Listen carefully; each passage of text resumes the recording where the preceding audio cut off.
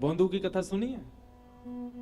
भोंदू भक्त कैसा है? भोंदू सरल, सीधा, सहज, सच्चा। बहुत दिन से सुना ही नहीं, आज सुनाते हैं। भोंदू भोंदू नित्य एक संत के यहां रहता था और उन संत की गौ सेवा करता था। गौ सेवा के बाद नित्य संत का प्रवचन श्रवण करता था। एक दिन महाराज जी प्रवचन में कह रहे थे, बरहा पीडम नटवर वपुः कर्णयो कर्णकारम विभ्रद वासः कनक कपिसम वैजयंतीम चमालाम रंध्रान वेणु अधर सुधया पूरयन गोप वृंदई वृंदारण्यम स्वपद रमणम प्राविशद गीत कीर्ति। बंधु, ये श्रीमद् भागवत जी का बहुत सुंदर श्लोक है। इस श्लोक का चिंतन करके ठाकुर जी का प्रत्यक्ष दर्शन हो सकता है आपको। कोई व्यक्ति नित्य इस श्लोक को गाए, और केवल गाए नहीं, जो जो शब्दावली है उनका चिंतन करे, बहुत सुंदर है। एक क्षण के लिए नेत्र बंद करो और सब लोग चिंतन करो। हमारे नाना जी जैसा चिंतन कराते तो वैसा हम कराएं। वरहा पीड़म नटवर वपुः। ठाकुर जी कैसे हैं? आपीड़ यानी कि मुकुट, मोर का टेढ़ा सा मुकुट ठाकुर जी ने अपने सिर के ऊपर धारण किया है। अच्छा, ठाकुर जी टेढ़ा मुकुट क्यों पहनते हैं? जहां जहां चरण परत प्यारी जू के, तहां तहां मन मेरो करत है छाऊरी। हमारे रसिक कह रहे हैं वृंदावन के, ठाकुर जी टेढ़ो मुकुट या हमारे पहने, जब श्री जी के संग निकुंज में जामे ना, तो श्री ठाकुर जी अपने मुकुट को टेढ़ो करके श्री जी के चरणन के ऊपर छांव बना लें कि कहीं सूर्य को सीधो प्रकाश श्री जी के चरणन में नहीं चलो जाए। हमारी लाडली जी के चरण अति कोमल हैं। अरे कभी कभी चिंतन करे करो, श्री ठाकुर जी बांके क्यों हैं? वो टेढ़े मेढ़े काय क्यों हैं? वो टेढ़े मेढ़े हमारे हैं क्योंकि मुकुट पहन करके, और फिर सूर्य को प्रकाश कहां से आ रहे हो श्री जी के ऊपर, वाह के लिए ठाकुर जी अपने अंग की भंगिमा बनावे, और वाह के कारण ठाकुर जी त्रिभंग लिए गए। एक रास के पद में ठाकुर जी कहते भी हैं, तेरे कुटिल कटाक्ष ने मेरो तन कर धियो त्रिभंग, विचारो भोलो भंडारी रास में चल श्यामा प्यारी। तो श्री ठाकुर जी मोर का मुकुट पहनते हैं, वो भी टेढ़ा पहनते हैं, तिरछा सा पहनते हैं। क्यों? श्री जी के संग जब निकुंज में जाएंगे तो ताकि वहां से छतरी कर सकें, छांव कर सकें। और टेढ़ा भी नहीं, ठाकुर जी टेढ़ा भी पहनते हैं और आगे की तरफ झुका हुआ भी पहनते हैं। हम मंदिरों में जाते हैं, दूर से दर्शन हो, इसलिए हमको अनुभव नहीं होता। ठाकुर जी का मुकुट आगे की ओर झुका रहता है। वरहा पीणम नटवर वपुः। ठाकुर जी का वपु यानी कि अंग कैसा है? बोले नटवर। नट किसको कहते हैं? नट कहते हैं जिसको देखते ही हमारी दृष्टि दूसरी बार भी देखती हो, उसको नट कहते हैं। मतलब जिसके प्रति आकर्षण होता हो, जो आकर्षण करने वाला है उसको नट कहते हैं। पर ठाकुर जी कौन है? नटवर। आकर्षण करने वालों के भी अग्रगण्य हैं। अरे संसार के सुंदर को तो एक के बाद दोबारा देखने को मन है गो, लेकिन ठाकुर जी को देखवे के बाद कोई और को देखवे को मन ही नहीं होएगा। इसीलिए नटवर, नटवर वपुः। टेढ़ो सो मुकुट पहनो है, और ठाकुर जी हैं कैसे? बोले नटवर वपुः। आकर्षणों में भी आकर्षण करने वाला, जिनका वपु यानी कि श्री अंग है। भोंदू बैठ करके सारे प्रवचन सुनना है, गुरु जी बता रहे हैं। और कर्णयोः कर्णकारम। ठाकुर जी के कान तो दो हैं, पर कुंडल एक ही पहनो है। और वो भी कुंडल काय को पहनो है? कन्नेर के पुष्प को पहनो है। बोले वो पुष्प कैसे पहनो है? ठाकुर जी ने अपने एक कान के ऊपर जो खारी जगह वहां पे उलझाए लियो, वहां पे अड़ाए लियो है। और ठाकुर जी वह एक पुष्प को पहन करके चल रहे हैं। तभी मधुमंगल दूसरी तरफ से बोले, लाला जी कुंडल वहां बढ़िया ना लग रहा, यहाँ पहन ले, जावारे कान में पहन ले। सो ठाकुर जी उसी कुंडल को दूसरे कान में पहन लेते हैं। श्रीधाम आके, लाला नाना मधुमंगल ऐसी बोल लो, वहां बढ़िया ना लग रहा, यहीं पहन ले। सो ठाकुर जी वहां से उतार के फिर यहीं एक ही कुंडल को बार बार दोनों कानों में बदल बदल के पहनते जा रहे हैं। ठाकुर जी की लीला देखो, शांत ना बैठे, कछु ना कछु करते ही रहे। कर्णयोः कर्णकारम और विभ्रदवासः कनक कपिसम। ऐसी पीली पीतांबरी पहनी है महाराज कि जा पीली पीतांबरी को देख करके सूर्य भी अपने आप को बादल की ओट में छुपा रहे हो। क्यों? बोल भैया एक सूर्य घूम रहे हो पृथ्वी पर, मेरी आवश्यकता न है। विभ्रदवासः कनक कपिसम। अब भोंदू ताली नहीं बजा रहा, भोंदू तो सुनना है, इसलिए सुनो। विभ्रदवासः कनक कपिसम वैजयंतीम च मालाम, ठाकुर जी ने वैजयंती माला पहन रखी है।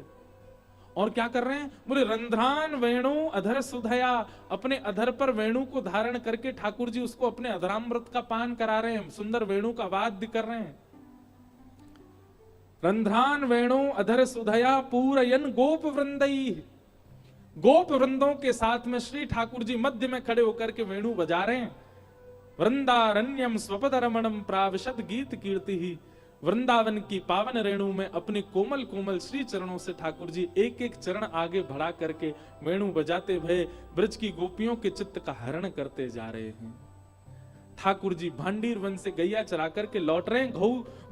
गौ धूली बेला को समय है, गौरज ठाकुर जी के श्री अंग पर कहीं कहीं लगी भई है। ऐसे बाल कृष्ण भोंदू बैठ करके सर्वांगीण अंग का चिंतन कर रहा था। ऐसा मुकुट पहना होगा ठाकुर जी ने, ऐसे वस्त्र पहने होंगे, ऐसा कुंडल धारण कर रखो है, ऐसी पाग पहन रखी है, ऐसी वंशी बजा रहे हैं, ऐसी वैजंती माला गौरज ठाकुर जी के श्री अंग पे लग रही है। तभी गुरु जी ने कही भांडीर वन से ठाकुर जी गैया चरा करके वापस वृंदावन आ रहे हैं। भोंदू के नेत्र खुल गए और नेत्र खोल करके उसने मन में विचार किया कि भांडीर वन तो मैं भी जाऊं रोज गैया चरावे, भांडीर वन तो मैं भी जाऊं, लेकिन मोए तो कभी कन्हैया मिले नहीं, मोए तो कभी श्याम सुंदर मिले नहीं। मन में विचार करने लगो भोंदू, अरे भोंदू तेने प्रयास ही नहीं कियो कभी खोजवे को, गैया ने लेके जावे और ले जाके उनको चरवे छोड़ दे, खुद पेड़ के नीचे लेट जाए, तेने कभी ढूंढे ही ना। अरे ने कभी आंख घुमातो, ने कहीं दूर तक जाके देखतो, निश्चित ठाकुर जी आज भी, गुरु जी कह रहे इनकी बात में असत्यता नहीं हो सकती, निश्चित ठाकुर जी आज भी आते होंगे। वक्ता की वैष्णव की बात सुनकर के हमारे चित्त में, अब आप ब्रज में जाते हैं, 84 कोस की परिक्रमा करते हैं लोग, और 84 कोस की परिक्रमा करते समय ब्रजवासी वहां के बताते हैं यहां ठाकुर जी ने जे कियो, यहां ठाकुर जी ने जे कियो। जैसे ही लोग कहते हैं ये ठाकुर जी की फिसलनी शिला, यहां ठाकुर जी फिसलो करते, हमारे मन में पास्ट टेंस आता, ठाकुर जी फिसलते थे नहीं। अगली बार जब ब्रज में जाओ कोई कहे यहां ठाकुर जी ने ये लीला, तो करते थे नहीं करते हैं, इस भावना से देखो, आज भी करते हैं। आज भी लाल जी उस भाव का, उस स्थान का त्याग नहीं करते। भोंदू के मन में यही भावना आई, बोले गुरु जी कह रहे हैं भांडीर वन तो मतलब यागो मतलब है अभी भी ठाकुर जी चरावे जामे, मोइए ना दिखे। आज भोंदू ने, अच्छा देखो एक बात बोले, भोरेन को सरताज कौन है हमारे ब्रज में? भोरेन में सरताज है हमारी किशोरी जी, सबसे ज्यादा बोली है। ठाकुर जी तो ज्यादा, ठाकुर जी भोरेन आए, बहुत चतुर है, बहुत चंचल है, बहुत नटखट है।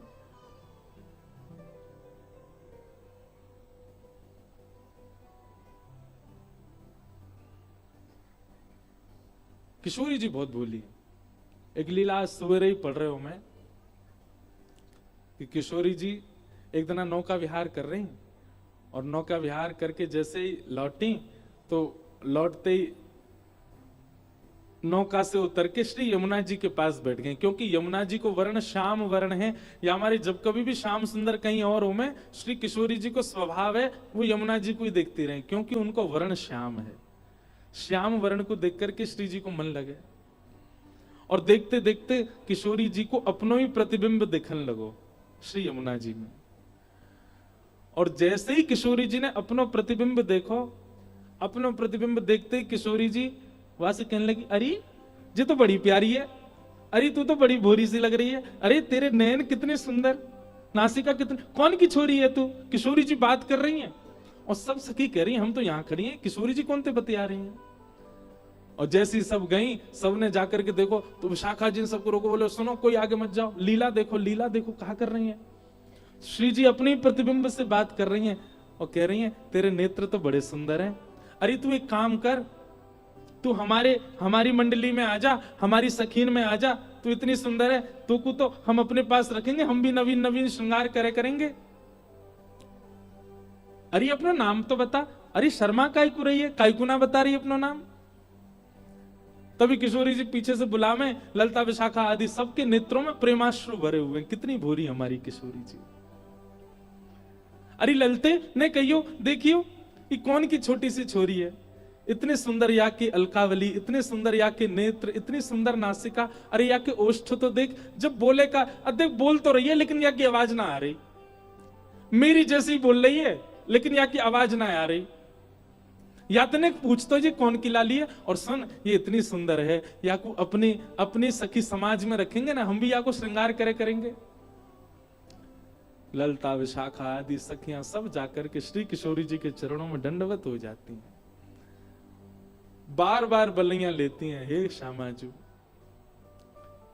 हम कब होंगी ऐसी, आपको जैसो स्वभाव है, आपको जैसो व्यवहार है, आपकी जैसी विचारधारा है, यही के कारण आप श्री श्याम सुंदर की अति प्रिय हो, क्योंकि आप बहुत भोली हो।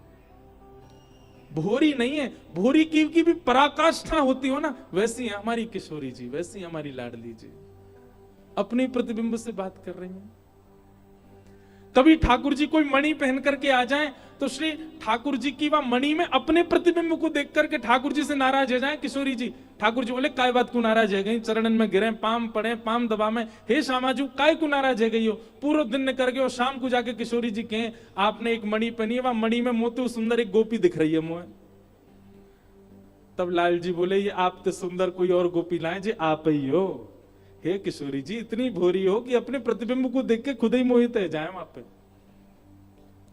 इतनी सीधी है हमारी श्री किशोरी जी। वृषभानु की किशोरी सुन गैया होते भोरी, प्रीत जान के हूँ थोड़ी तो है राखेगी शरण, मन भूल मत जइयो राधा रानी के चरण, राधा रानी के चरण, महारानी के चरण, मन भूल मत जइयो श्यामा प्यारी के चरण। एक बात तो सच्ची है भैया, वृंदावन में रहवे वारो, वृंदावन को भजवे वारो, वृंदावन की उपासना करवे वारो, वाके चलवे फिरवे बोलवे में ज्ञान दिख रहे हो तो इसको मतलब या को मतलब माने अभी वृंदावन भजो नहीं।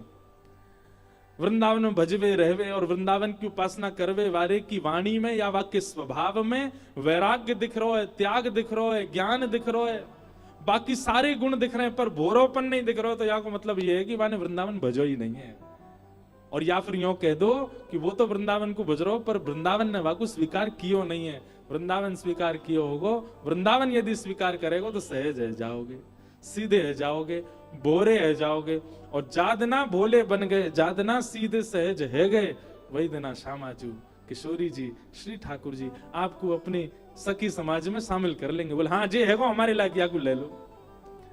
जब तक ठाकुर जी को लगे बहुत चतुर है महाराज, ठाकुर जी भी कहीं दूर ही रह जाते। तो एक बार की एक सत्य घटना है, हमारे परम पूजनीय श्री मलुक पीठ वाले महाराज जी बहुत सीधे हैं, उनमें ज्ञान भी है, आपने भी दर्शन किए, ज्ञान भी है, वैराग्य भी है, त्याग भी है, पर उनकी प्रधानता भोलापन है, ज्ञान नहीं है। तो हमारे यहाँ कथा थी महाराज जी की, बहुत ध्यान से सुनियो, बड़ी अच्छी एक लीला घटी। तो एक बाबा जी आए और वो बाबा जी आके बोले महाराज जी आज मेरा पट्टाभिषेक है। पट्टाभिषेक मतलब अब मैं महंत बनने वाला हूं, तो मेरी महंताई में आपको आना है, मुझे चद्दर उड़ाने और प्रसाद पाने। महाराज जी बोले ठीक है, हम कथा कर रहे हैं ठाकुर जी के यहाँ और फिर इंद्रेश जी हमको लेके आएंगे। महाराज जी ने मुझसे कही इंद्रेश जी कथा पूरी होते ही वो महाराज जी के यहाँ जाएंगे, उनका पट्टाभिषेक है। मैंने कहा जी महाराज जी। उस दिन था नंदोत्सव, दोपहर 3 बजे कथा प्रारंभ हुई और रात्रि 1 बजे विश्राम हुई। रात के 1 बज गए, दिसंबर का महीना, भयंकर कोहरा। तो मैं गाड़ी चला रहा, कोहरे में आगे दिखे नहीं, तो मां मलुक पीठ जहां महाराज जी उसके बगल में ही स्थान था, वहीं पर ही वो महंताई हुई थी। तो जैसे हम मलुक पीठ पहुंचे, तो मलुक पीठ पहुंचे हम 2:30 बजे रात में, कोहरे के कारण। तो 2:30 बजे मैंने कहा महाराज जी अब चलें कक्ष में, आप भी विश्राम। वो नहीं वो महंत जी के यहाँ जाना है। मैंने महाराज जी 2:30 बज रहे हैं रात के। नहीं उन्होंने प्रसाद रखा होगा हमारे लिए। महाराज जी हाथ पकड़ के गोपीनाथ बाजार की गलियों में ले गए और जहां वो पट्टाभिषेक हुआ, द्वार वार सब बंद हैं। महाराज जी खड़े, हम खड़े, 2-3 और लोग खड़े हैं और महाराज जी बाहर से कह रहे सीताराम, अरे पूरी सब्जी है क्या? मैंने महाराज जी 2:30 बज रहे रात के। महाराज जी बोले नहीं उन्होंने रखा होगा हमारे लिए, आप थोड़ा गेट खटखटाओ।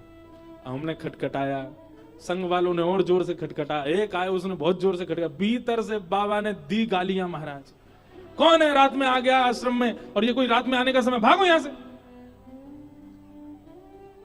अरे महाराज जी बोले अरे हम आए हैं। बोले कौन हम आए हैं? कौन हम है? तुम्हारा नाम नहीं है कुछ? महाराज जी बोले अरे हम मलुक पीठ वाले महाराज जी आए हैं। तुरंत उन्होंने द्वार खोला। अरे महाराज जी हम तो गलती हो गई चरणों। बोले हमारे लिए पूड़ी बचाई आपने? महाराज जी भंडारा तो सब चट्ट हो गया। बोले कोई बात नहीं, कुछ तो होगा। बोले हाँ महाराज जी कुछ केला रखे। बोले ला वही दे दो। वही केला लिए, हमको दिया, खुद लिया, सबने। अब मैं देख करके कहूं, मैंने कहा कितने भोरे, कितने सहज, कितने सरल, कितने सीधे, और ऐसे ही ठाकुर जी को प्रिय होते हैं। जरा सा भी जिसमें एक भाव आ जाता मैं कुछ हूं। क्यों कहते हैं चैतन्य महाप्रभु तृणादपि सुनीचेन, क्यों तृण के समान बन के रहो? क्योंकि ठाकुर जी को वही प्रिय है। अपनी मंडली में ठाकुर जी तब तक नहीं लेंगे जब तक भोंदू नहीं बनोगे, भोरे नहीं बनोगे, सरल नहीं बनोगे, सहजता नहीं आएगी। हमारा भजन थोड़ा बढ़ जाता है, एक दिन पहले से ज्यादा माला कर लेते हैं तो हमको अभिमान हो जाता है। अरे कितनों को तो आज भी हो गया होगा, क्या सुबह 4 बजे उठे हम, प्रभात फेरी में पूरे नाचे गाए चले, इसका भी अहम हो गया होगा कईयों को। अहम शून्य कौन है? अहम शून्य ही ठाकुर जी स्वीकार करते हैं, और अहम शून्य बनना है हमारी श्री जी को नाम रटो, हमारी किशोरी जी को जपो। तो भोंदू ने सोची कि महाराज जी तो रोज ही गैया चरावे आते होंगे, मोए ना मिले। दूसरे दिन भोंदू पहुंच गया, गैया सब चल रही थी, भोंदू तो लेके अपनी पोटली और इधर उधर ढूंढने लगो, कहीं श्याम सुंदर मिलेंगे। गुरुजी ने बताया था सांवला भेष है, पीली पीतांबरी पहनते हैं, वैजंती माला पहनी होगी। 1 दिन 2 दिन 3 दिन 4 दिन बीत गए, रोज भोंदू ढूंढता लेकिन ठाकुर जी उसको मिले नहीं। ठाकुर जी को भी दया आ गई, बोले बताओ पूरी दुनिया मंदिर में खोज रही है, जे मुझको वन में ढूंढ रहा है, क्योंकि गुरुजी ने कह दी भांडीर वन में ठाकुर जी गैया चरावे जाम है। ठाकुर जी वहां थे नहीं लेकिन आ गए भोंदू के लिए। तभी भोंदू देखता है कि महाराज असंख्य गैया, और ऐसी गैया कभी देखी नहीं, अद्भुत गैया, बड़े बड़े सींग, उनके गले में ऐसे मोटे मोटे महाराज सुंदर नाद करवे वाले, स्वर करवे वाले, बढ़िया सबन ने कड़ूला पहने हैं, और ऐसी गैया मदमस्त रहती वही चलती वही आ रही हैं। भोंदू खड़ो खड़ो देख रहा, और तभी उन गैयाओं ने किनारो कियो, और मध्य में ही महाराज लकुटी अपने कंधा पे टांगे, वहां पे दोनों हाथ लटकाए, गौ पाग, गौकर्ण पाग। ठाकुर जी गोपाष्टमी के दिन गोकर्ण पाग पहनते हैं। कैसी पाग? हम अपने लाल जी को कभी कभी धराते हैं। उस पाग में क्या होता है कि 2 तो कान निकरिया में यहाँ पे, 2 सींग निकरिया में यहाँ पे, और ऐसे कान आ जाए नीचे, तो वो गोकर्ण पाग। ठाकुर जी गैया की तरह पाग पहने, ऐसी करके पहनेंगे कि 2 सींग निकरिया है और 2 कान यूं लटक आए। उस दिन ठाकुर जी आभूषण नहीं पहनते।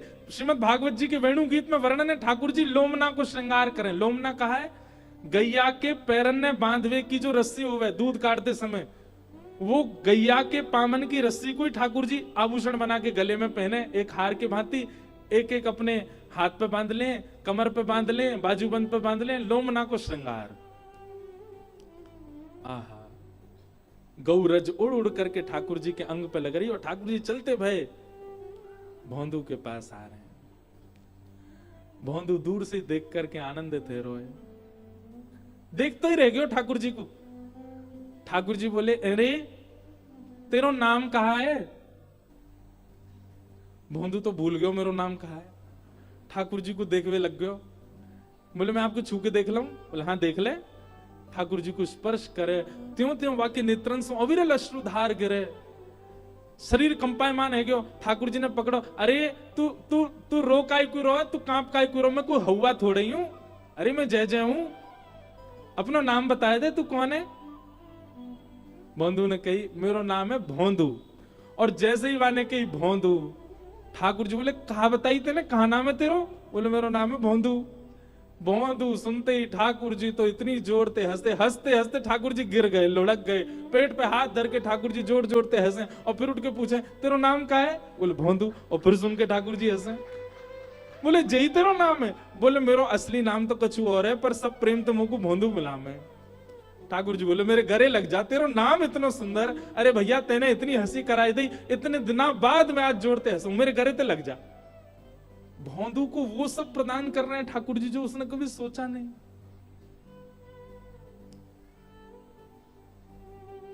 रूप माधुरी का दर्शन कर रहा है। एक पद हम गाते हैं, हरि जी हम कब होंगे ब्रजवासी, है ना, पर मेरा मन है और मैं आज व्यास मंच पे ही भावना आ रही है, पर मैं कभी ना कभी ठाकुर जी के लिए एक पद ऐसे लिखूंगा जहां मैं ठाकुर जी से हम यूं कहें, ठाकुर जी हम कब होंगे भोंदू, हम कब होंगे सीधे, हम कब होंगे सीधे, हम कब होंगे वो सहज जासे आपको हम भा जाएं। ब्रज में बसना अब कठिन नहीं रह गया, धन के बल पे सब बस रहे हैं ब्रज में जाके, लेकिन ब्रज में जैसे बसने वाले को जैसे स्वभाव होना चाहिए वैसे कोई को नहीं रह गया।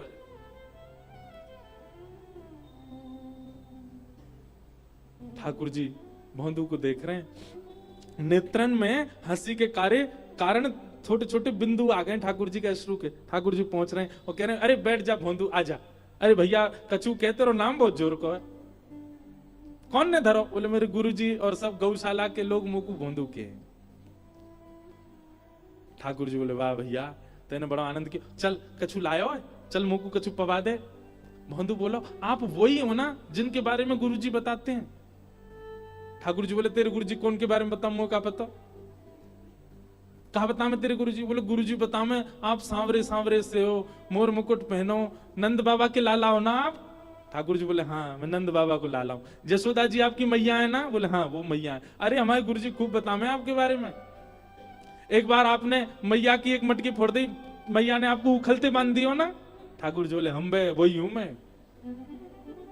आपने कालिया नाग के ऊपर एक बार नृत्य किया ना, जमुना जी ने कार के, बोले हाँ मैं वही हूं। ठाकुर जी को भी इतना प्रिय लग रहा, कितना भोला है ये। अब बात ही बना तो रहेगो कछु पवावेगो।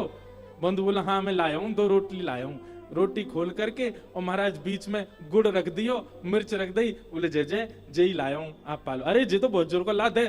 ठाकुर जी महाराज भोंदू की वो रोटी लाई और वहां में गुड़ बीच में चुपड़ लियो और नेक नेक लेकर के ठाकुर जी प्रेम से पान लगे। एक रोटी पा गए, वो मुझे तो और भूख लग रही है, ला एक और दे दे। भोंदू बोलो जी मेरी है, 2 ही लेके आया मैं। बोले तो दे दे, कहा जा रहा, अब मैं भूखा रह जाऊंगा फिर। ठाकुर जी कह रहे ना दे दे, चल तू अब मां जाके खा लियो। अच्छा एक काम करो, आधी आधी खा लो। आधी ठाकुर जी को, आधी दही नहीं माने, भोंदू है बेचारो सीधो है। ठाकुर जी तो उसके चिंतन में चले गए, कितना भोला, कितना सीधा, कितना प्यारा। ए भोंदू देख हम भूखे रह गए, हमारी खुराक ज्यादा है। जसोदा मैया ये एक आध रोटी ना पवावे हमको, सबरी रोटी बना के सामने धर दे, लाला तेरो जितनो मनो पाले, बाकी के सब पूरा परिवार पालेगो। और वही विधा आज भी मंदिरों में प्रसाद की है, पूरी की पूरी कढ़ाई का भोग जाएगा ठाकुर जी के सामने। लाल जी जितनो आपकी रुचि हो आप पाओ, जो बच जाएगा बाकी सब लोग प्रसाद में ले लेंगे। भैया तू हमारे काजे ने ज्यादा सो प्रसाद लियो, हमें भूख ज्यादा लगे। भोंदू बोलो ठीक है जैसे कल ले आऊंगा। और भोंदू भी सहजता से चला ही गया। हम आप होते पकड़ लेते, ठाकुर जी चिपक जाते ठाकुर जी थे, पर यहाँ ठाकुर जी चले गए, भोंदू चलो गए। भोंदू ने किसी को आगे कुछ नहीं बताया, उसको लगा ये सब लोग मिलते ही हैं ठाकुर जी से, मुझे आज पहली बार मिले हैं। गुरुजी इतने अच्छे अच्छे वर्णन ठाकुर जी के करते हैं क्योंकि गुरुजी मिले होंगे उनसे। गुरुजी ने तो प्रत्यक्ष लीला देखी होंगी, मैं ही अभागा हूं, मुझे इतने दिनों बाद दर्शन भये। भोंदू बैठा बैठा आज भी प्रवचन सुनना था और आज नेत्रों से आंसू गिर रहा है। क्यों? क्योंकि प्रवचन में गुरुजी जो सुना रहे हैं उनसे वो देख के मिल के आया है। अगले दिन भोंदू ने रसोई घर में जाकर के रसोई आते कि हाँ भैया आज ने कछु ज्यादा सी रोटी दे दो, 5-6 रोटी दे दो। ए भोंदू तू इतने वर्षन ते 2 ही खावे, 5-6 लेके कहां जाएगा? अरे अब तुम्हें कहा बताऊं, वहां पे एक मेरे मित्र आमे, नंद जी के लाला, यशोदा मैया के लाला, बड़ी भूख लगे उनको, बहुत पेटू है, मेरी रोटी खा गए, कल आधी मिली मोए, बस उनके काजे दे दो, उन्हें खवानो है। रसोईया बोलो तू गुरुजी से आज्ञा दिलवा दे तब देंगे। भोंदू गयो गुरुदेव के पास, गुरुजी प्रणाम। गुरुजी ने रसोईया तो कह दो आज मैं 6 रोटी दे देगो। बोले हे भोंदू तू 6 रोटी क्यों ले जा रहा है, तू तो 2 ही रोटी खावे। अरे गुरुजी मैं वही बात बता रहा हूं, वहां श्याम सुंदर आम है, नंद नंदन आम है, जिनकी आप लीला सुना में। गुरुजी हैं तो बड़े प्यारे, जैसी आंख आप बताऊं बात तो ज्यादा सुंदर, मुस्कुरा में तो ऐसा लगा कि गुरुजी बस देखते ही रहो उनको, बहुत प्यारे हैं गुरुजी, पर बहुत पेटू हैं, बहुत खाम है। कल मेरी सभी रोटी खा गए, वो तो मैं छीन लाया, आधी खा ली मैंने, नहीं तो भूखे ही रह जाता मैं। तो उनने मुझसे कही कि नहीं ज्यादा सी रोटी लाई, यहां हमारे 6 ले जा रहा हूं गुरुजी, आप आज्ञा दे दो। सरल व्यक्ति का एक स्वभाव बन जाता है कि वो झूठ बोलना नहीं जानता। एक सीधे व्यक्ति का एक स्वभाव, एक गुण उसके अंदर निर्मित हो जाता है कि उसको उससे झूठ दूर रहता है। फिर उससे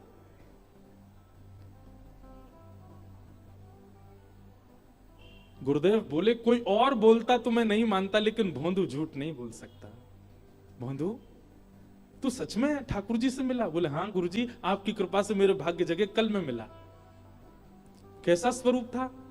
उसने एक एक अंग का वर्णन किया। नेत्र ऐसे हैं, जब पलक उठती हैं तो ऐसा लगता है, गिरते हैं तो ऐसा लगता है, हंसते हैं तो दांत ऐसे लगते हैं, नासिका ऐसी है उनकी, हाथ गदमदरा से हैं, पाम गदमदरा से, पेट नेक निकरो सो है ठाकुर जी को। और गुरुजी उनमें तो बड़ी सुंदर सुगंधी सी आती रही, और मैंने तो स्पर्श करके देखो, ऐसा स्पर्श पूरी दुनिया में मैंने आज तक नहीं किया, ऐसा स्पर्श है उनको। उनके पास बैठे ना, गर्मी को बोध ना हो, ऐसी सुंदर शीतल सी हवा सी आती रही उनमें थे। अरे गुरुजी बड़ा मन लगा उनके संग बैठने में। जैसा जैसा रूप भोंदू वर्णन कर रहा था, गुरुदेव समझ गए कि ये ठाकुर जी से मिलके आया। गुरुदेव बोले भोंदू तो ठाकुर जी को लेके यहां आश्रम आ जाना, हमारे ठाकुर जी से निवेदन कर दे, वो यहां आ जाएंगे। अब भोंदू इस बात पर यह सोच रहा है कि इतने श्रेष्ठ विद्यार्थी आश्रम में, गुरुकुल में, गौशाला में हैं, इनसे गुरुजी ने नहीं कहा ठाकुर जी को लाने के लिए, मुझे आज्ञा दे रहे हैं। ठाकुर जी तो सबसे ही मिलते होंगे, गुरुजी चाहते तो किसी को भी आज्ञा दे देते, पर गुरुजी ने मुझको ही चुना। भोंदू तो सरल सहज, इतना भावुक हो गया। बोले गुरुजी मैं लेके आऊं ठाकुर जी को? बोले हाँ तू लेके आ। बोले आप सच में चाहे कि मेरे साथ आवे वो? बोले हाँ तू ही लेके आ उनको। भोंदू बोलो जो आज्ञा गुरुदेव। अब तो इतना आनंद में निमग्न है करके भोंदू पहुंच गयो भांडीर वन।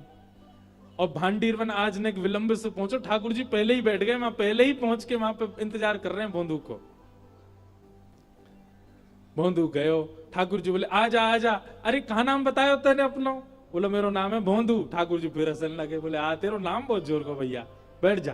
कैसा है तू? बोले मैं बहुत बढ़िया हूं, आप कैसे हो? बोले रात भर तेरी याद आई मुझे, कल मैंने यशोदा मैया सो कही, नंद बाबा सो कही, सबन को बताई तेरे बारे में। तू आज रोटी लाया? बोले हाँ देखो कितनी सारी लाया हूं। पोटली खोल करके ठाकुर जी के आगे धर दी। ठाकुर जी तो बड़े आनंद में भर गए, और रोटी उठा करके बीच में गुड़ धर के वाकी पुंगी सी बनाए के ठाकुर जी प्रेम से पान लगे। भोंदू बोलो जय जय ठाकुर जी, आज पहली बार गुरुदेव ने मुझसे कछु काम की कही है, और मैं चाहूं या काम को मैं भली भांति कर दूं। ठाकुर जी बोले कहा काम के हो?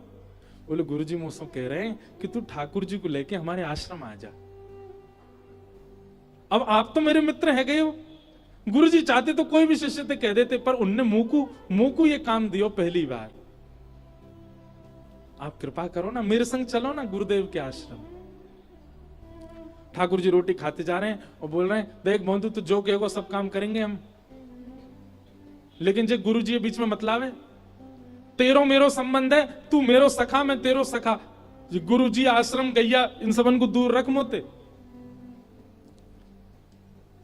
चरणों में गिर गए। बोले अरे जय जय, मैं तो आपको जानतो ही ना हूं, मैं तो इतने दिन ते भांडीर वन आ रहा हूं गैया चरावे, मैंने आपको कभी देखो ही ना है, सके आप मेरे बगल से निकसे भी होंगे, पर मैं आपको जानतो ही ना हो तो मैं कैसे पहचान, वो तो गुरुजी ने मुंह को आपकी कथा सुनाई तभी तो मैं आपको जान पाया हूं। जिन गुरुजी की कृपा से आप मुंह को मिले, उन गुरुजी की आज्ञा है, आपने चल दो ना मेरे संग। ठाकुर जी बोले चाहे जो हो भैया, हम तेरे गुरुजी तो ना मिलेंगे, तोते मिलेंगे बस। मोंदू बोलो नहीं मिलोगे गुरुजी ते? ठाकुर जी बोले ना मिलेंगे। अंतिम बार पूछ रहा हूं नहीं मिलोगे? ठाकुर जी बोले ना मिलेंगे ना मिलेंगे ना मिलेंगे, बस तोते मिलेंगे। भोंदू ने सबरी पोटली उठा ली, बोले तो फिर ये रोटियों गुरुजी के घर की हैं, इन्हें मत खाओ। हाँ सबरी खत्म करते जा रहे हैं। ठाकुर जी बोले अरे तो रोटी तो खान दे ना, जो गुरुजी के आश्रम में बनी है जे का खाओ। और पोटली सबरी बांध ली, ठाकुर जी के हाथ में 250 ग्रास बचो। बोंदू ने हाथ पकड़ के बोले जब वो छोड़ दो, जो गुरु जी को है दे दो। अरे तो जाए तो खान दे, ये तो आधो बचो ना ना ये दे दो, और लेके अपने मुंह में भर लियो, खा गए हो। अरे मैं कह रहा हूं हमारे गुरु जी ने मिलवाए हैं आप, हम और तुम उन्हीं के पास नहीं चलोगे? ठाकुर जी बोले भैया देख तू अब चाहे गुस्सा है जा, तेरे गुरु जी तो ना मिलेंगे, हम बस तो मिलेंगे। तो भोंदू बोला ठीक है, तो जा पेड़ ते या पेड़ तक, या कि पल्ली पार तुम्हारी है या इल्ली पार मेरी है। कल ते गैया चरावे आएंगे, इल्ली पार अगर तुम आए, पल्लंकु नहीं हो, उल्लंकु मत ही हो, नहीं तुम्हारी गैया ने लेके भाग जाऊंगा मैं। ठाकुर जी को धमकी दे रहा है। और सुनो आज ते आम पाम 100 साल की कट्टी, दूर नहीं हो मोते, मेरो कोई तुम्हारो संबंध ना, दो दिना को सखत्व, हमारे गुरु जी को जो नहीं है बातें हमारो कोई संबंध नहीं। ठाकुर जी बोले तो जाने ना है हम जय जय हैं? बोले जय जय हो चाहे जो हो, हमारे गुरुजी ने मिलवाए, अगर चाहो कि मैं तुमसे मिलूं या बैठूं तो मेरे गुरुजी के पास चलो। ठाकुर जी बोले मैं तो नहीं जाऊंगा। ठीक है मैं जा रहा हूं। और अपनी गैयान ने घेर के महाराज भोंदू तो चल पड़ो। ठाकुर जी कह रहे हैं ए भोंदू, भोंदू नहीं पीछे मुड़ के भी देख रहा। दूसरी बार बोले ठाकुर जी भोंदू, अरे नहीं देख तो ले, भोंदू नहीं देखा। जब तीसरी बार ठाकुर जी ने कही भोंदू, जब भोंदू ने अब भी नहीं देखा, तो जिस प्रकार कोई व्यक्ति अपने प्रियतमा के लिए व्याकुल हो जाता है, ऐसे श्री ठाकुर जी भोंदू के लिए व्याकुल हो गए। अरे जी देखे ही ना रहो, जी पलटे ही ना रहो। ठाकुर जी को लगी नहीं दूर जाके आ जाएगा, लेकिन भोंदू नहीं लौटो, चलते ही चलोगे, चलते ही चलोगे। थोड़ी दूर तक भोंदू दिखो, जैसे ही भोंदू दिखनो बंद भयो, ठाकुर जी अपने आप को रोक नहीं पाए, नेत्रन में अश्रु भर आए और महाराज चौकड़ी मार के दौड़े ठाकुर जी। अरे भोंदू रुक जा, अरे भोंदू नेक रुक जा, अरे तू जो कहेगो सो करेंगे, तू कहेगो तेरे गुरुजी के यहाँ जाएंगे, वहीं बस जाएंगे, लेकिन तुम वो दूर मत जाए भैया, मुंह को संग लेके चल। और ठाकुर जी दौड़ करके गए और भोंदू की कमर पे जाकर के लद गए पीछे, और लद करके बोले चल ले चल अपने गुरुजी के पास, चल के आवे तेरे गुरुजी तो मिल के आवेंगे। गैयान के बीच में कैसी सुंदर छवि है, पत्रो दुबरो सो भोंदू और शाम सलोने नंद नंदन वाकी पद्दी पे चढ़े हुए पीछे पीछे ते ऐसे हाथ दे करके, दोनों पाम ठाकुर जी के यूं हाथ में उठा रखे हैं, और भोंदू लेकर के ठाकुर जी को अपने आश्रम आ रहे। गुरु जी ने देखी गैया आ गई, गुरु जी द्वार पे आके खड़े गए, और जैसे ही गैया आती गई, तभी ऐसा दृश्य देखो, भोंदू के पद्दी पर श्री ठाकुर जी साक्षात नंद नंदन मंद मंद मुस्कुराते भय, वाके कान में कछु खाना पूसी करते भय आ रहे हैं। भोंदू तो कह रहे हैं जाइए तेरा गुरु, जाके कारण तू मोह छोड़ के भाग रहो, दारी के अबड़ी उड़ा दूंगा मैं, जाके कारण तू मोह छोड़ रहो। नहीं गुरु जी, हमारे गुरु जी बड़े भोरे हैं, इनको दर्शन देते हो। ठाकुर जी को देख करके गुरु जी तो वहीं मूर्छित हो गए, उनको विश्वास ही नहीं हुआ कि ठाकुर जी आ गए। भोंदू ने गोद में उठा लिए, जल को छिड़काव किया, और जल को छिड़काव करके जैसे ही पुनः गुरु जी के नेत्र खुले, नंद नंदन सामने खड़े हैं, बाकी अदा से मंद मंद मुस्कुरा रहे हैं। भोंदू जैसे ही गुरु जी खड़े हुए, भोंदू खड़ा हुआ, ठाकुर जी ने खींच के भोंदू अपने ऐसे गले में गलवैया डाले खड़े गए। गुरुदेव ने भोंदू को प्रणाम किया पहले। भोंदू बोलो जी कहां कर रहे हो गुरु जी? बोले भैया परिवार त्याग दियो बाल्यकाल में, आज 60 वर्ष है गए घर छोड़े भय, कौन से उपनिषद नहीं पढ़े, कौन से वेद नहीं पढ़े, कौन से शास्त्र नहीं पढ़े, कौन कौन से नियम व्रत अनुष्ठान नहीं किए हमने, लेकिन आज तक ठाकुर जी के दर्शन नहीं भये। धन्य है बंधु तेरो ये भोलोपन, तेरो ये सीधोपन, तेरी ये सरल भाव, तेरी ये सहजता, जैसे आज साक्षात त्रिलोकीनाथ तेरे कंधा पर चढ़ के आए हैं। ऐसा सुख तो कोई ज्ञानी को भी ना दे में ठाकुर जी जैसा तू को दियो है।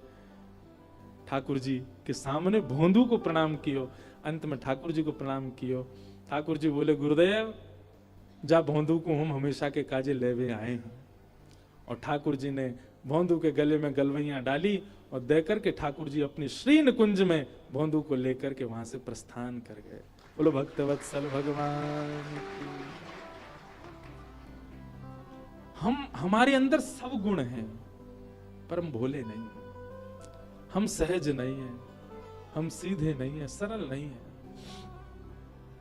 इसलिए ठाकुर जी से मिलने में कहीं ना कहीं बाधा बनी रहती है, ठाकुर जी से मिलने में कहीं ना कहीं रुकावट आती है।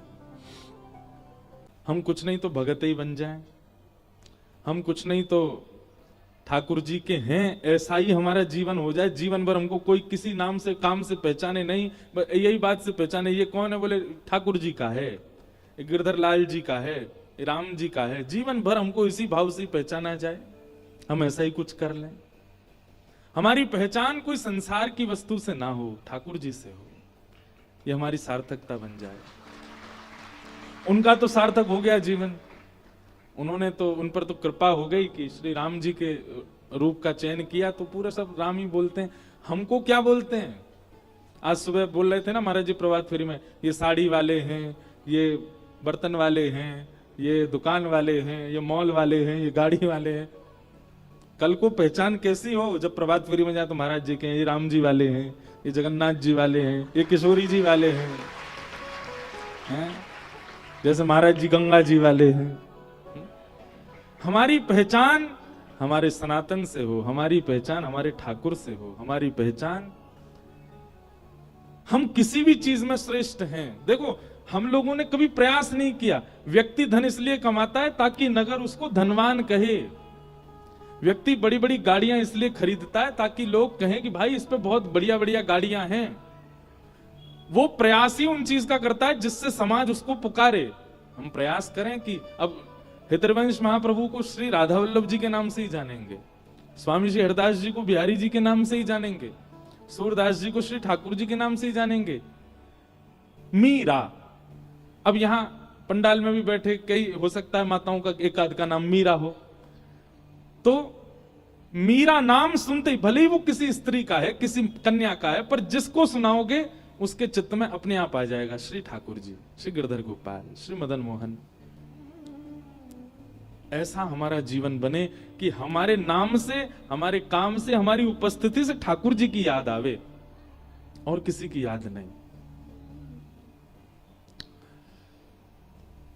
भोगी व्यक्ति उपस्थित होते ही सबके चित्त में भोग प्रकट कर देता है, लोभी व्यक्ति उपस्थित होते ही सबके चित्त में लोभ प्रकट कर देता है, कामी व्यक्ति उपस्थित होते ही काम प्रकट कर देता है। हम भक्त हैं, हम उपस्थित होकर कितनों के चित्त में भक्ति प्रकट करते हैं? कुछ भी नहीं। हमारा जीवन ऐसा बने। महाराज जी की एक वाणी मुझे बहुत अच्छी लगती है, बोलो जीवन कैसा है, जैसा बना लो वैसा है। बहुत अच्छी बात है, जैसा आप बना लोगे वैसे बन जाओगे। तो इसलिए श्री जी के है जाओ, श्री ठाकुर जी के है जाओ। आप लोग यहां लगभग जितने भी लोग बैठे हैं, सब ने आधे से, मतलब अब यहाँ कई उम्र के लोग हैं, मेरी दृष्टि इतनी नहीं घूम रही है, पर हाँ सबने अधिकतर 20 वर्ष से ऊपर का जीवन देख लिया। यहां बच्चे भी बहुत सारे बैठे हैं। क्या पा लिया आपने 20 वर्ष में? लगा कि हाँ सार्थक है संसार? नहीं। हमारे श्री माधवदास जी महाराज श्री जगन्नाथपुरी जब गए तो माधवदास जी के चरित्र में आता है कि माधवदास जी जब जगन्नाथपुरी गए तो 21 वर्ष के थे, और जब 21 वर्ष के जगन्नाथपुरी में उन्होंने जैसे ही चरण रखा ना, पहुंचते ही माधवदास जी इतना रोए, इतना विकल हो गए, इतने व्याकुल हो गए और किस बात से व्याकुल हो गए कि मैंने अपने जीवन के 21 वर्ष बिना जगन्नाथ जी के गवा दिए, इस बात से व्याकुल हुए। और 3 दिन तक बिना कुछ खाए पिए समुद्र के तट पर पड़े रहे श्री माधवदास जी। और ठाकुर जी से कहने लगे, नाथ मैं किस मुंह से क्षमा मांगू आपसे, मैंने कितना लंबा जीवन व्यतीत कर दिया बिना आपके। जगन्नाथ महाप्रभु को दया आ गई और स्वयं श्री ठाकुर जी ने पंडा पुजारियों के हाथ अपने प्रसाद का थाल समुद्र तट पर पहुंचाया और कहा जाकर के माधवदास को अरोगा के आओ, पवा के आओ। हमको होती है कभी ग्लानि? कभी नहीं होती। कभी मन में विचार किया कितना जीवन निकल गया, कितना समय निकल गया, हमने अभी तक अनुभव ही नहीं किया ठाकुर जी का। वह अनुभूति नहीं हुई जो सूरदास, रैदास, कुमनदास, मीराबाई आदि सबको हो चुकी थी।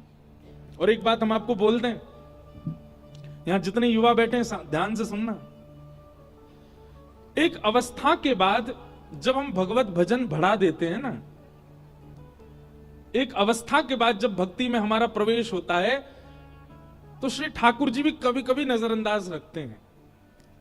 एक अवस्था आने पर, बड़े बुजुर्ग बुरा नहीं मानना, पर एक अवस्था आने पर जब हम भजन भक्ति बढ़ाते हैं तो ठाकुर जी भी देखते हैं, लेकिन इतना ज्यादा प्रायोरिटी नहीं देते। ठाकुर जी कहते हैं ठीक है, अच्छा है, कर, अब चलो, अब तो लगा, लेकिन इसने कर तो दिया ही, पिछला पूरा इतना इसका समय था सब व्यर्थ कर दिया। लेकिन व्यक्ति जब युवावस्था में भक्ति मार्ग पर जाता है ना, तो श्रीमद् भागवत में स्वयं प्रहलाद जी महाराज कहते हैं, कौमाराचरेत प्राज्ञो धर्मान भागवतान इह। कुमार अवस्था से जब व्यक्ति भजन प्रारंभ करता है ना, ठाकुर जी बिल्कुल आंख खोल करके थोड़ी पैसे हाथ लगा के उसके सामने बैठ के उसका भजन देखते हैं। देखो इसकी सारी इंद्रियां ताकतवर हैं, ये नेत्रों से चाहे जितना भोग भोग ले, जीव से चाहे जितना व्यंजन चख ले, ये अपनी इंद्रियों से समस्त भोगों को भोगने में सक्षम है, पर सब छोड़ मुझको भज रहा है।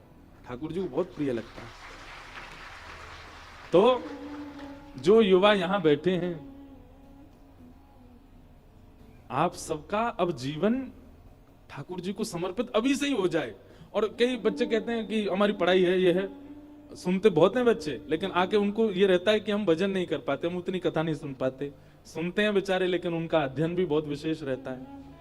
आप अध्ययन को माला की तरह करो ना, जैसे बड़े लोग माला जपते हैं, उनका नियम होता है, हमको 11 माला करनी, हमको 17 माला करनी, 21 माला करनी, 51 माला करनी, उससे हमारी पूजा पूरी होगी या हमारी सेवा पूरी होगी। ऐसे ही बालक भी अपने परसेंटेज को ही माला मान लें, जितने मेरे परसेंट आएंगे मैं समझ जाऊंगा उतनी माला ठाकुर जी ने स्वीकार कर ली। लगाओ अब, और उसी देह से पढ़ाई करे। कितने बालक आते हैं, क्या करें, मैंने कहा देखो भाई कितनी माला करना चाहते हो ठाकुर जी के? महाराज जी पूरी करेंगे, 100 की 100, 108। मैं देखो अब आपकी पढ़ाई में 108% तो है नहीं, 100 ही है, 8 कम हो रहे, कम से कम 100 तो दो। 100 नहीं दे सकते तो थोड़ा बहुत ऊपर नीचे दो, लेकिन प्रयास करो कि 100 और 90 के बीच में ही पहुंचे। वही आपका भजन ठाकुर जी को अर्पित हो जाएगा। कुछ बन जाओ, कुछ श्रेष्ठ हो जाओ, तो अपनी श्रेष्ठता और अपने उस इंजीनियर बन रहे हो, डॉक्टर बन रहे हो, चार्टर्ड अकाउंटेंट बन रहे हो, कुछ भी बन रहे हो, अपनी उस विद्या का बस हमको वचन देना व्यासपीठ पे कि बढ़िया बन करके फिर ब्रज की सेवा में लगना। आप अकाउंटेंट बन जाओ तो ब्रजवासी इनके सीए बन जाना, डॉक्टर बन जाओ तो एक क्लिनिक वृंदावन में खोल देना, शनिवार रविवार ब्रजवासियों के लिए फ्री सेवा। इंजीनियर बन जाओ तो हमारे वृंदावन में आकर के कुछ ना कुछ श्री जी के लिए, ठाकुर जी के लिए, दर्शनार्थियों के लिए, ब्रज को पुनः ब्रज बनाने के लिए हम क्या कर सकते हैं? अपनी विद्या से प्रयोग करो। बहुत बालक हैं ऐसे जो अभी तक लग रहे हैं अपनी पढ़ाइयों में कि हम कुछ बने और जाएंगे वृंदावन की सेवा करेंगे फिर अपनी विद्या से। जरूरी थोड़ी सब तज और केवल कोने में बैठ करके केवल नाम जपी करना है, नहीं, अपनी योग्यताओं से सेवा करो ठाकुर जी की। पर ठाकुर जी को युवा बहुत प्रिय है। जब युवा भक्ति मार्ग में आते हैं तो हमारी पहचान ठाकुर जी से हो, यह उद्देश्य ले लीजिए अपने जीवन का। हमारी पहचान हमारे संसार के कर्तव्य नहीं, ठाकुर जी का भजन बन जाए। आज सुबह खूब आनंद आया, हापुड़ के बोलने में भी हिचकिचाहट हो रही है, हापुड़ियों ही लग रहा है। वृंदावन की गलियों में जो आनंद आया आज सुबह, हैं? लोगन ने इतने भींच दिए, इतने भींच दिए। बेचारे हमारे जो सुरक्षा कर्मी हैं, मुझे तो सही बताऊं बड़ा अटपटा लगता महाराज जी सुरक्षा वाले संग चले। अरे हमारे रक्षक साक्षात गिरधर लाल है, लेकिन लोगन की ये भी बेचारे बड़े बढ़िया हैं, इनको भी लगे महाराज जी को कोई खेच खाच नहीं। लोग बाग तो बहुत हद तक चले जाते हैं। एक जगह महाराज जी धोती पकड़ ली मेरी, और माता जी के में पैर छुपाता नहीं, बोले या तो छून दो नहीं तो खींचूं। मैंने मैया ये कैसी बात आपकी, ऐसे ऐसे लोग भी हैं। कहा चंडीगढ़ की बात है, वहीं की धोती वाली बात है वहीं की। फिर वहां पे क्या हुआ, विश्राम वाले दिन जब मैं निकला तो सब ऐसे में हाथ स्पर्श कर रहा था। एक बालक ने कन्नी उंगली पकड़ी और पकड़ के पूरी मोड़ दी पीछे, और मैं चिल्लाऊं, मैं छोड़ बनना है, छोड़ूंगा यहीं रुको। मैंने किया ये कोई बात है। तो ऐसा सब लोग भयानक वाला प्रेम भी कभी कभी देते, तो उसके लिए थोड़ी चाहिए। लेकिन बहुत आनंद आया आज हापुड़ में। हमारे दिव्यदास भैया हिसार में आप श्री के यहां भी 2 बार भाव सेवा करने का अवसर मिला। इतने बढ़िया पूरा परिकर है हमारे नताई गौर परिवार, हमारे वृंदावन के परम पूजनीय प्रातस्मरणीय साक्षात ठाकुर जी जिनकी गोद में खेले होंगे, ऐसे श्री चंद्रशेखर बाबा जी के सब आप सब अनुयायी शिष्य हैं। हरि सनातन धर्म की जय। हमारे महाराज जी की देखो सबरी बात बढ़िया लगती है। महाराज जी के कोई कह रहा है श्री हरिवंश, कोई कह रहा है जय राधा रमन, कोई कह रहा है निताई गौर। मैंने कहा महाराज जी तो बोले मेरा मन तो होता सभी को सनातन धर्म के जैसे सब हो जाते हैं इसी में ही। मैंने कहा हाँ महाराज जी बात ठीक है। तो अब से इस कथा से ही हम शुरू करेंगे, सबरी जय जयकार करवाएंगे। हम भी सबके गुण गाते हैं, सबके जय जयकार करते हैं, हरिवंश जी का, हरिदास जी का, गौड़ियाओं का, वैष्णवों का, रामानुजियों का, पर सब बोल के लास्ट में बोल देंगे सनातन धर्म की जय। सब एक ही है। तो बहुत आनंद आया आज हापुड़ में। कितने लोग थे आप में से आज सुबह? वाह। जो लोग नहीं थे, जो लोग नहीं थे साथ में,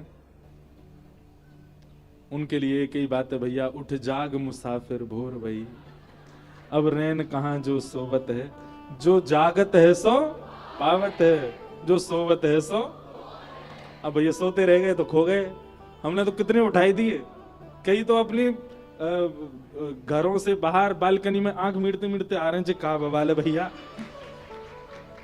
लोग की कहते बाबा क्या, लोग की महाराज जी पंजाबी में कुछ कह रहे थे कल परसों। हाँ, लोग की मैनू पूछ देन दे संत की लग दे तेरे। आहा मेहता कहंदी या ये सिर दे ताज ने मेरे। बहुत बढ़िया। तो सब देखें बोले भैया ये कहाँ घूम रहे हैं, सब रे उछल उछल करके नाच रहे हैं, गा रहे हैं, आंख मीटते हुए आए। लेकिन मैंने देखा बालकनी में खड़े खड़े महाराज जी मीटते मीटते वो भी उछलने लग गए। उनके भी चित्त में ये भाव आया। कहा उन्होंने सुबह उठ करके कभी श्री जी का नाम गाया ही नहीं होगा, कहा उन्होंने सुबह उठ करके कभी श्री जगन्नाथ जी का स्मरण किया ही नहीं होगा, पर आज सहज ही जगन्नाथ। देखो एक तो होता है कि हम श्री जी को पुकारें, मतलब श्री जी को हम याद कर रहे हैं, पर जगन्नाथ जी, श्री जी, ठाकुर जी खुद उनके द्वार पर पहुंच गए, बोले उठो जागो हमारा नाम गाओ। उनके भी कोई पुण्य होंगे कि आज नगर कीर्तन के माध्यम उनसे कीर्तन करवाया, उनके मुख से भी नाम जपवाया।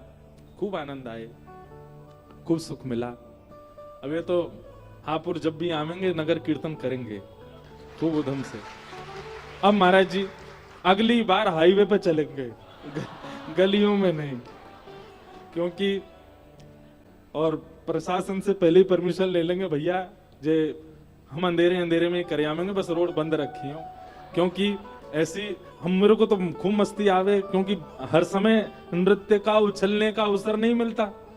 तो मैं तो कभी आगे जाकर के उछल आऊं, फिर पीछे आकर के उछल जाऊं, कभी बीच में आके उछल जाऊं। खूब आनंद किया आज और बहुत सुख मिला। महाराज ये सब धन्यवाद महाराज जी को दो।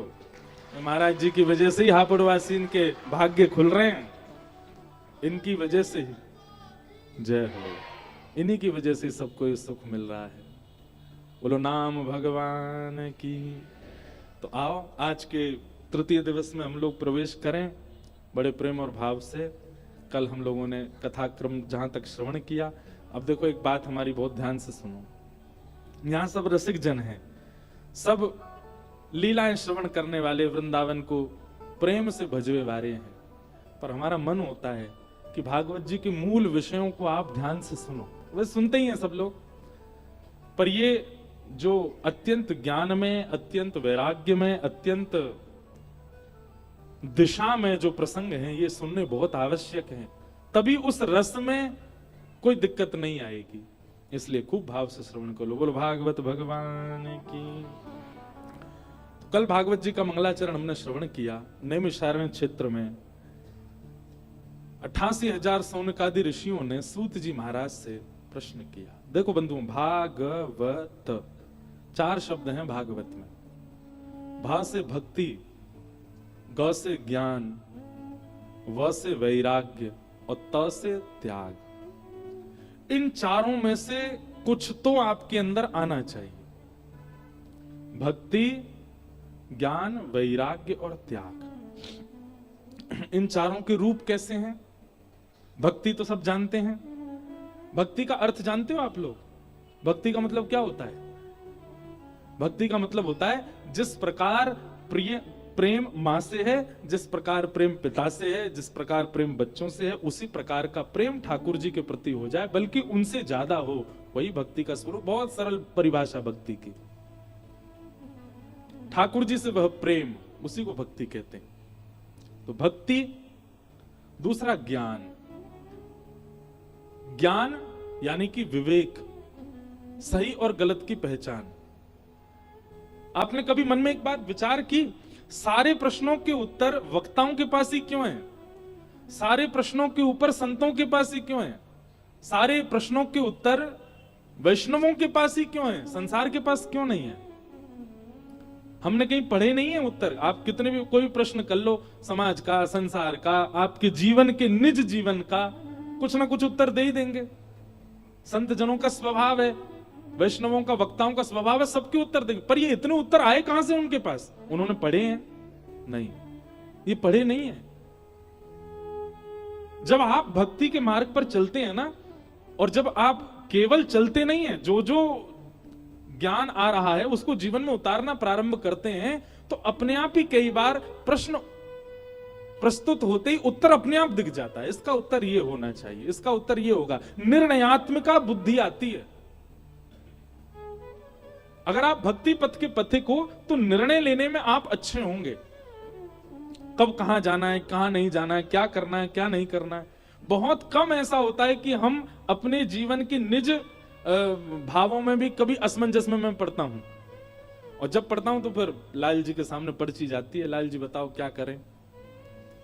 अधिकतर श्री ठाकुर जी अपने आप ही उत्तर दे देते हैं कि ऐसा आपको करना चाहिए, ये व्यक्ति संबंध बनाने योग्य है, ये व्यक्ति मित्रता करने योग्य नहीं है, यहां हमको जाना चाहिए। ये जो प्रणाम करके गया था, ये इसका प्रणाम का भाव केवल फोटो से कैमरा खिंचाने, वो फोटो खिंचाने के लिए ही था, मन से नहीं था। ये भी ठाकुर जी अनुभव कराई देते। इतने लोग आते माला लेके, पटका लेके, मैं पहले ही देख लेता हूं उनकी माला पटका नहीं, पहले देखता हूं फोटो कहां से खिंच रहा है, क्योंकि वो उसी उद्देश्य से ही आए हैं मूलतः, तो फोटो खिंच जाए। कई लोग आते हैं, वो आके केवल प्रणाम करते हैं, बैठते हैं, थोड़ी देर बात करते हैं। कोई उनके घर के भी कहें फोटो नहीं, फोटो नहीं, वह हमको देखना था, हम बस बैठ लिए, सुन लिए, हो गया। उनके प्रति लगता है, हाँ देखो कितना अच्छा भाव, कितना सुंदर भाव। तो ये पता कैसे चलता है?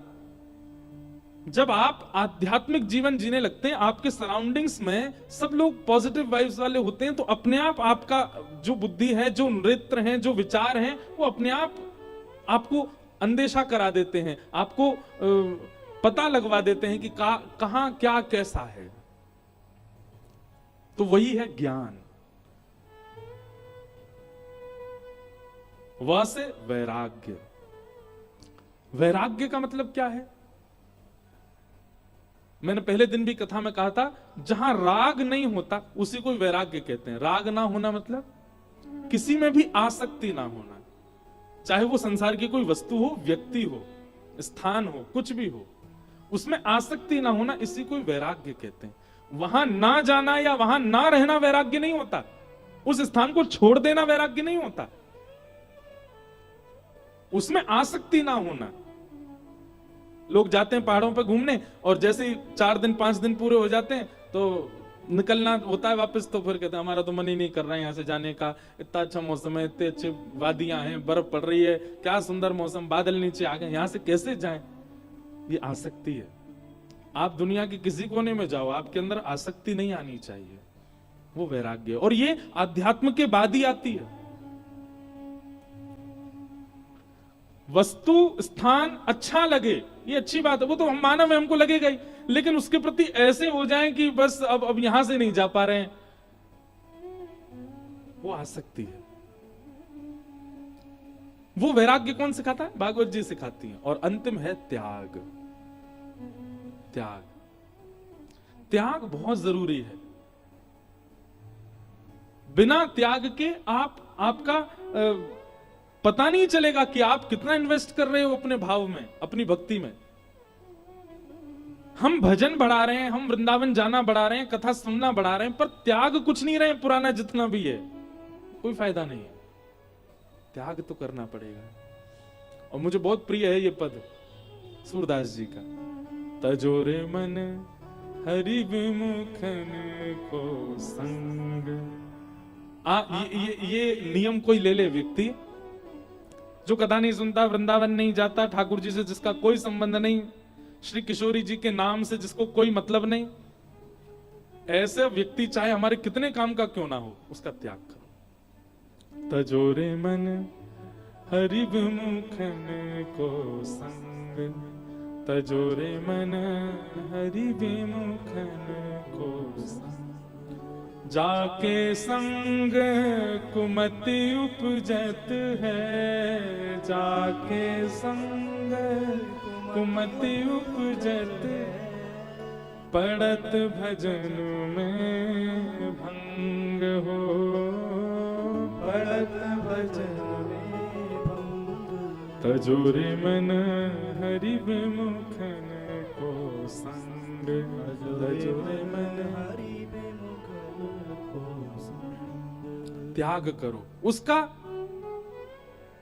जिसका भजन में रुचि नहीं, जिसकी वृंदावन में रुचि नहीं, कथा में रुचि नहीं। ब्लॉक मारो उनको सब जगह से, इंस्टाग्राम से डिलीट कर दो, व्हाट्सएप पे ब्लॉक कर दो, जय श्री कृष्ण भेज करके उसको दिखे ही नहीं आपकी डीपी, वो कहां चला गया भाई, ब्लॉक हो गए। क्यों? जो ठाकुर जी को नहीं है वो हमारो किसी काम को नहीं है, बातें हमारो कोई संबंध नहीं है। वाक्य संगम कैसे रखें? श्री कुम्मन दास जी के चरित्र में आता है, कुम्मन दास जी के 7 पुत्र थे, पर कोई कुम्मन दास जी से कहता, कुम्मन दास जी आपके कितने पुत्र हैं? तो कहते 1.5 पुत्र हैं। कितने? 1.5 पुत्र होते हैं। तो किसी ने उनसे कहा, बोले कुम्मन दास जी 1.5 कैसे? बोले एक तो पूरा भक्त है और एक आधा भक्त है, इसलिए 1.5। बोले आधा भक्त वाले का क्या मतलब? आधा जो उसका कैसे पता आपको आधा है? बोले वो मंदिर नहीं जाता, कथा नहीं सुनता, कीर्तन नहीं करता, तो केवल गौ सेवा करता है, इसलिए आधा भक्त है, पूरा नहीं है, इसलिए मेरे 1.5 पुत्र हैं। हम लोग कह सकते हैं ऐसा? नहीं कह सकते। कुम्मन दास जी इस बात को चरितार्थ करते थे, तजोरे मन हरि विमुखन को संग, जाके संग कुमति उपजत है, पड़त भजन। अपने स्वयं के पुत्र को कोई अस्वीकार कर दे, कैसे हो सकता है? कई बार इन भक्तों के चरित्र सुनकर के आपका दिमाग घूम सकता है। बड़े लिखे लोगों को ये बात बहुत अजीब लग सकती है, यार ये कितने मतलब ही है, ठाकुर जी के लिए किसी को भी छोड़ देते हैं। हाँ, छोड़ देते हैं। जैसे व्यसनी व्यक्ति व्यसन के लिए यह विचार नहीं करता कि रात को 4 बजे पी के जाऊंगा तो मेरी मां क्या सोचेगी। व्यसनी व्यक्ति अपने माता पिता बहन का कभी चिंतन नहीं करता, कभी समाज क्या सोचेगा कि मैं क्या करता हूं। जब उसको वहां वो सब करने में शर्म नहीं आती, तो वैष्णव को भी हरि विमुखों को त्यागने में शर्म नहीं है, लज्जा नहीं है।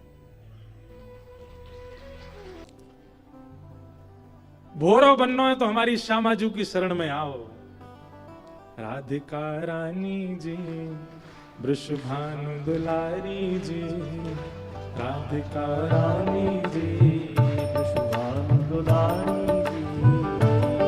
राधिका रानी जी वृषभानु दुलारी जी, राधिका रानी जी वृषभानु दुलारी जी।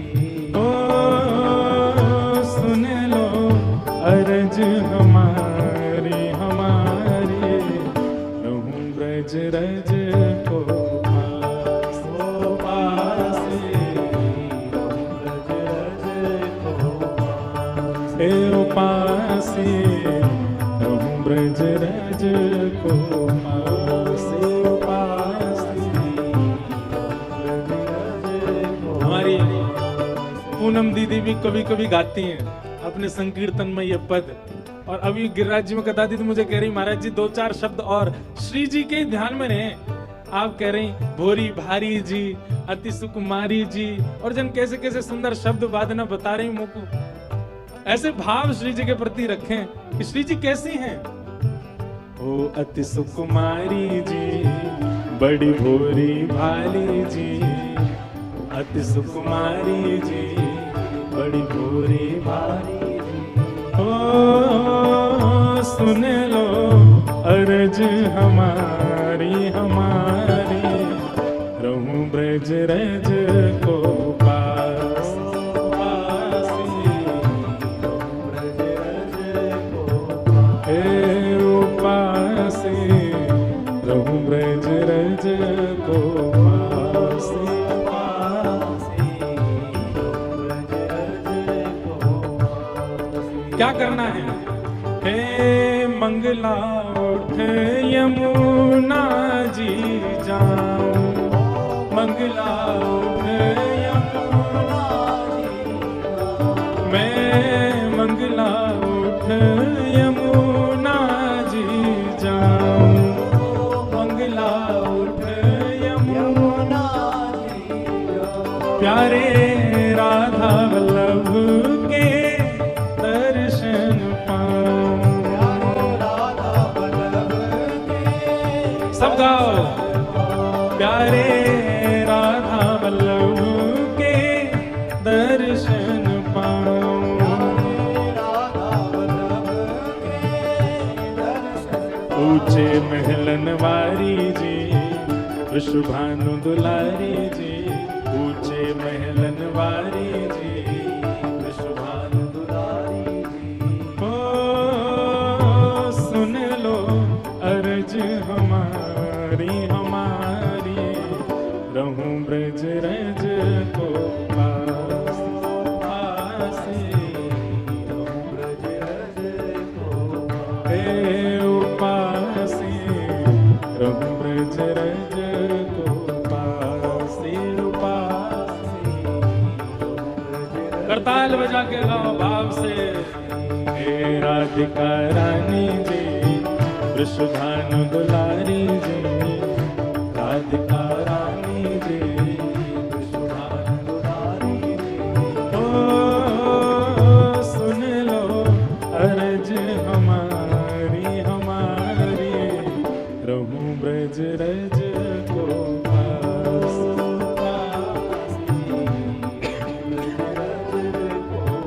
हे उपासी रहूं ब्रज रज को पास। बोल वृषभानु दुलारी की।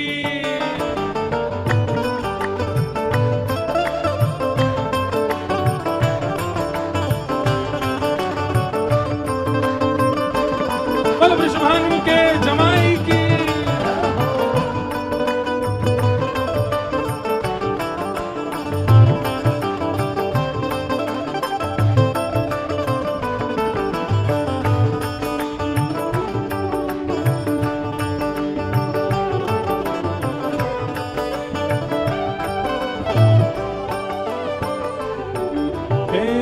रसिक जनन की सेवा पाऊं, रसिक जनन की सेवा पाऊं, हे रसिक जनन की सेवा पाऊं, रसिक जनन की सेवा पाऊं, प्यारे राधा रमण संग नेह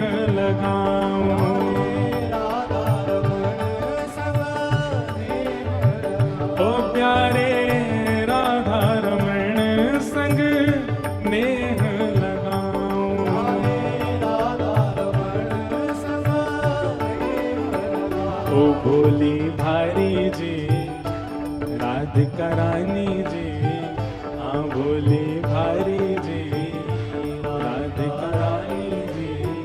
ओ सुन लो अर्ज हमारी हमारी, रहूं ब्रज रज को पास पासी, रहूं ब्रज रज को आओ पासी, रहूं ब्रज रज को पासी पासी।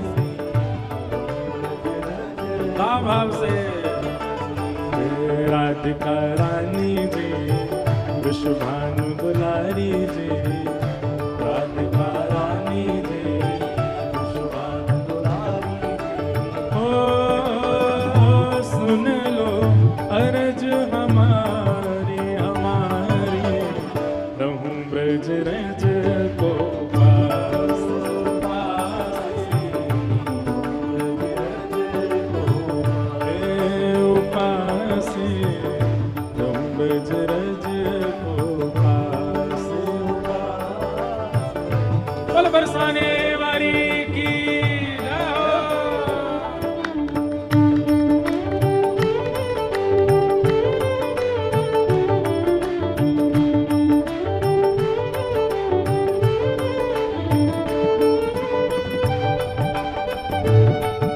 बोल कृष्ण मनोहारिणी की।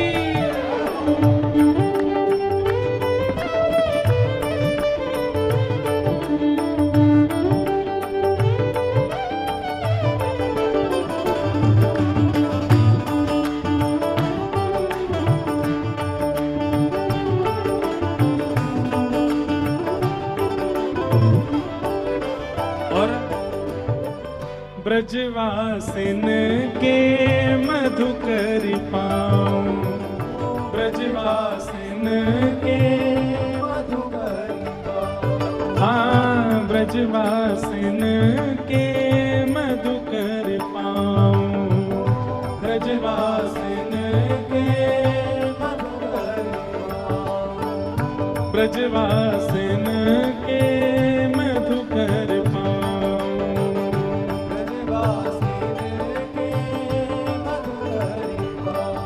कौन कौन ने मधुकरी पाई है कभी ब्रज में आके? भैया देखो एक बात बहुत ध्यान रखियो मधुकरी के लिए। पहली बात तो मधुकरी परिचित के यहाँ से नहीं मांगनी है, अपरिचित के यहाँ जाके मांगनी है। और दूसरी बात, मधुकरी पाते ही श्री यमुना जी जानो है, रज लगा करके श्री यमुना जी के तट पर किशोरी जी को ध्यान करनो, तभी वह मधुकरी को भाव होगा। भूख मिटावे के काजे नहीं है मधुकरी, भजन की भूख बढ़ावे के काजे है मधुकरी।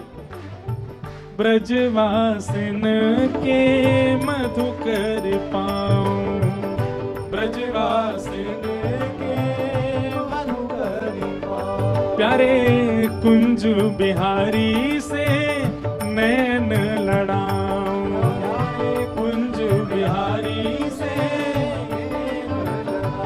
प्यारे कुंज बिहारी से नैन लड़ाऊं,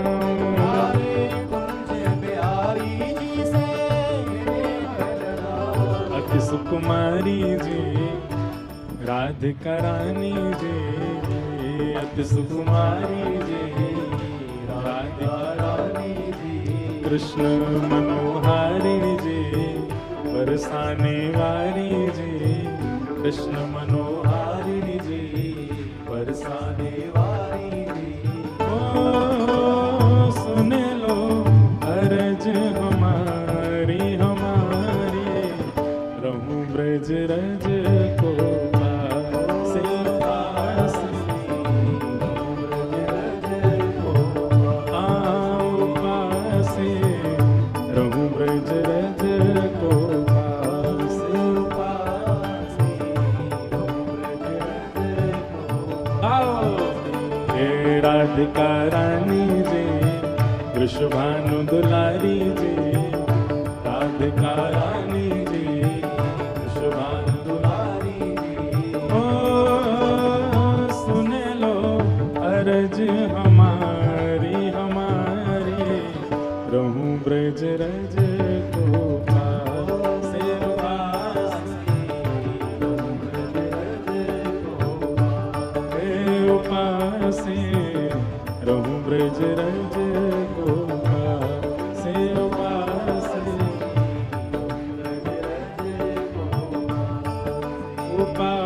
उपासी रम ब्रज रज को उपासी उपासी